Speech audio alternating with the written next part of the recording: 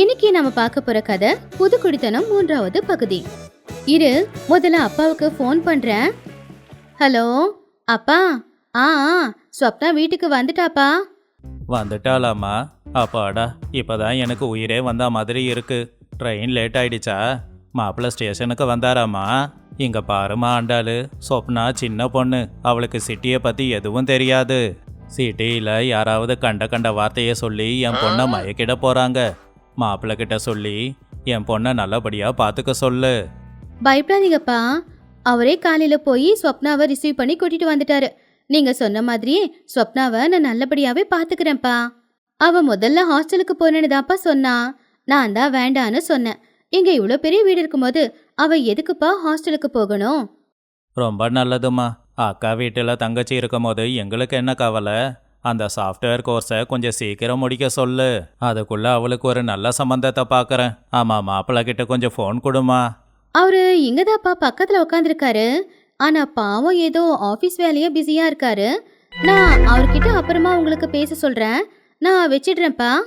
Andalu call cut பண்ணிட்டு ரமேஷை பார்த்துட்டு, ஏங்க கேட்டிங்களா எங்க அப்பா சொன்னத? ஸ்வப்னாவை பத்திரமா பாத்துக்கணுமாமா. அவளை நீங்க பிக்கப் பண்ணிட்டு வந்ததுல இருந்து அவளுக்கு என்னெல்லாம் ஹெல்ப் பண்றீங்களோ எல்லாத்தையும் நான் பாத்துக்கிட்டு தான் இருப்பேன். உங்களுக்கு புரியுதில்ல? அப்போ ரமேஷ் ரொம்ப பயந்து போய், ஐயோ ஆண்டாளு, ஏன் இப்படி பண்ணுற? உங்கள் அப்பாவும் கொஞ்சம் ஓவராக தான் பண்ணிக்கிட்டு இருக்காரு. அவள் என்ன சின்ன குழந்தையா அவளை நான் பார்த்துக்கிறதுக்கு? அவளுக்கு காலேஜ் அட்மிஷன் இருக்கு, அந்த வேலையா நான் போகிறேன். தேவையில்லாமல் டென்ஷனை ஏற்றாத. என் ஆஃபீஸ் போய் எங்கே இருக்குன்னு பார்த்து கொண்டு வா போ அப்படின்னு சொல்லி ரமேஷ் எழுந்திரிச்சு அவனுடைய ரூமுக்கு போயிட்டான். ஆண்டாளு அமைதியா இருந்தா. கொஞ்ச நேரத்துல எல்லாருமே சாப்பிட்றதுக்கு வந்தாங்க. ஆண்டாளு சாப்பாடு பரிமாறினா. ஸ்வப்னா சாப்பாடை சாப்பிட்டுக்கிட்டு ரமேஷை திருட்டுத்தனமா பாத்துக்கிட்டு இருந்தா. ஏங்க, ஸ்வப்னாவுக்கு காலேஜ்ல அட்மிஷன்லாம் இருக்குல்ல, அது கூடவே இருந்து என்ன அப்படின்றத நீங்களே பார்த்து ரெடி பண்ணிக்கோங்க. பாவம், அவ புதுசு, அவளுக்கு எதுவும் தெரியாது. சரி ஆண்டாளு, நாளைக்கு பக்கத்துலேயே இருந்து சொப்னாவை காலேஜுக்கு கூட்டிகிட்டு போகிறேன். அவளுக்கு என்னெல்லாம் வேணுமோ அதை நானே பார்த்துக்கிறேன். அட்மிஷன் ப்ராசஸ் எல்லாத்தையுமே நான் சொப்னாவை கூட்டிகிட்டு போயே பார்த்துக்கிறேன். நீ எங்களுக்காக சமைச்சு வச்சிடு, அதுவே போதும். தேங்க்ஸ் மாமா. உங்களை மாதிரி நல்லவங்க இருக்கவே மாட்டாங்க. எனக்கு உண்மையிலேயே இந்த அட்மிஷன் எல்லாம் புதுசு தான்.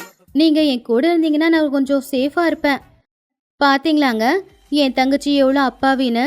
நாளைக்கு கூடவே இருந்து அவளுக்கு தேவையான எல்லாத்தையும் செய்யுங்க. எங்கேயாவது தொலைச்சிட்டு வந்துட போறீங்க.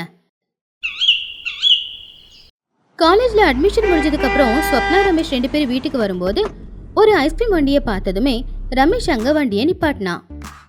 சொப்னா, அட்மிஷன் முடிஞ்சதில்ல, நம்ம வெளியில் போய் ஏதாவது சாப்பிடலாமா? அந்த ஐஸ்கிரீம் வண்டியில் ஐஸ்கிரீம் நல்லா இருக்கும், அங்கே போகலாமா? ஐயோ, ஆனால் லேட் ஆயிடுமே மாமா. அப்புறம் அக்காவுக்கு தெரிஞ்சா அவ திட்டுவா. நீ வேற, உங்கள் அக்காவை பற்றி உனக்கு தெரியலை. அவள் இந்நேரம் சீரியலை பார்த்து சீரியல்லையே மூழ்கி இருப்பா, நம்மளெல்லாம் கண்டுக்க மாட்டா. 2 பேரும் போய் ஐஸ்கிரீம் சாப்பிட்டுக்கிட்டு இருந்தாங்க. அப்ப ரமேஷ் ஸ்வப்னாவையே பார்த்துக்கிட்டு இருந்தான். மாமா, எனக்கு எல்லா வகையிலும் நீங்க நிறைய உதவி செய்றீங்க. உங்களுக்கு என்ன ஏன் அவ்வளோ பிடிச்சிருக்கு? அக்கா கிராமத்து ஸ்டைல்ல இருப்பா, அவளை நீங்க திட்டிக்கிட்டே இருக்கீங்க. நான் மாடர்ன் ஸ்டைல்ல இருக்கிறது உங்களுக்கு பிடிச்சிருக்கா? ரமேஷ் மெதுவா ஸ்வப்னாவோட கையை தொட்டு ஐஸ்கிரீமை கொடுத்துட்டு, அது எனக்கு தெரியல சொப்னா, உன்கிட்ட ஒரு சிட்டி கிரேஸ் இருக்கு. நீ நல்லா படிச்சு ஒரு நல்ல சாஃப்ட்வேர் வேலைக்கு போனீன்னா பார்க்கறதுக்கு இன்னும் ரொம்ப நல்லாவே இருக்கும். ஐஸ்கிரீம் நல்லா இருக்கா? ரொம்ப நல்லா இருக்கு மாமா. ஆனா இந்த ஐஸ்கிரீமோட ஸ்வீட்னஸை விட நீங்க ரொம்ப ஸ்வீட்டா இருக்கீங்க மாமா. 2 பேரும் ஐஸ்கிரீமை சாப்பிட்டு கிளம்புனாங்க. டிரைவ் பண்ணிக்கிட்டு இருக்கும்போது கண்ணாடி வழியா ஸ்வப்னாவை பார்த்துக்கிட்டே இருந்தா ரமேஷ். ஸ்வப்னா கூட ரமேஷை தான் பார்த்துக்கிட்டு இருந்தா. என்ன சொப்னா, ஐஸ்கிரீம் சாப்பிட்டதுக்கப்புறம் உன் ஃபேஸு பளிச்சுன்னு மாறிடுச்சு. காலேஜ் அட்மிஷனும் முடிஞ்சிடுச்சு. இனி உனக்கு டென்ஷன் இல்லை. தினமும் காலேஜில் நானே உன்னை ட்ராப் பண்ணிவிட்டு ஈவினிங் நானே பிக்கப்பும் பண்ணிக்கிறேன். என்ன சொல்கிற? ஐயோ மாமா, தினமும் உங்களுக்கு ஆஃபீஸ் வேலை இருக்கும். எனக்காக எதுக்கு அவ்வளோ கஷ்டப்படுறீங்க? அது மட்டும் இல்லாமல் அக்கா ஏதாவது நினச்சிப்போளோ அப்படின்னு எனக்கு ரொம்ப பயமாக இருக்கு மாமா. உங்கள் அக்கா ஒன்றும் அவ்வளோ பெரிய ஆள் இல்லை. என்ன அவளுக்கு கொஞ்சம் சந்தேக புத்தி இருக்க தான் செய்யுது. நான் எப்படியாவது அவளை சமாளிச்சுப்பேன். பக்கத்தில் உன்ன மாதிரி ஒரு ஸ்மார்ட்டான பொண்ணு இருந்தா என்னோட ஆஃபீஸ் டென்ஷன் எல்லாம் மறைஞ்சி போயிடும். அது உங்கள் அக்காவுக்கு தெரியாது. அவளுக்கு சீரியலில் என்ன ஆகுமோன்ற டென்ஷன் மட்டும்தான். எங்கள் அக்கா எப்போவுமே அப்படிதான் மாமா. ஆனால் எனக்கு உங்கள் கூட காரில் இப்படி சுற்றிக்கிட்டு இருக்கிறது ரொம்ப நல்லா இருக்கு. அப்படியே நீங்க பேசுறத நாள் பூரா கேட்டுக்கிட்டே இருக்கலாம் போல இருக்கு. அப்படியா? அப்படின்னா தினமும் நாம 2 பேரும் இப்படியே கார்ல போலாம். இங்க நடக்கிறது எதுவா இருந்தாலும் நமக்குள்ள சீக்கிரட்டா இருக்கணும். ஓகேவா? ஸ்வப்னா ரமேஷை பார்த்து சரி அப்படிங்கிற மாதிரி கண்ணாலேயே செய்கைய செஞ்சா. கார் வீட்டுக்கு முன்னாடி வந்து நின்னுச்சு. ஆண்டாளு நியூஸ் பேப்பர் படிச்சுக்கிட்டு அவங்களுக்காக காத்துக்கிட்டு இருந்தா. கார்ல இருந்து 2 பேரும் இறங்குனதும் ஆண்டாள் அவங்கள பார்த்து கோவமா, ஏங்க எதுக்கு இவ்வளோ லேட்டு? ஒரு அட்மிஷனுக்கு இவ்வளோ நேரம் ஆகுமா? இல்லை வழியில் ஏதாவது ஷாப்பிங்க்கு போயிட்டு வந்தீங்களா? அட அதெல்லாம் இல்லை ஆண்டாளு. காலேஜில் கூட்டம் அதிகமாக இருந்துச்சு. அட்மிஷன் லைனில் கிட்டத்தட்ட 3 மணி நேரம் நின்னோம். பாவம் சொப்னாவும் ரொம்ப டயர்டாக இருக்கா. வேணும்னா அந்த அட்மிஷன் ஃபார்மை எடுத்துப்பாரு, தெரியும். ஆமாக்கா, ரொம்ப நேரம் ஆயிடுச்சு. பாவம் அவ்வளோ நேரம் மாமா எனக்காக வெயில நின்னுக்கிட்டு இருந்தாரு. ஓ அப்படியா? உங்க மாமா உனக்காக வெயில்ல மட்டும் இல்ல, பனியில மழையில கூட நிப்பாரு.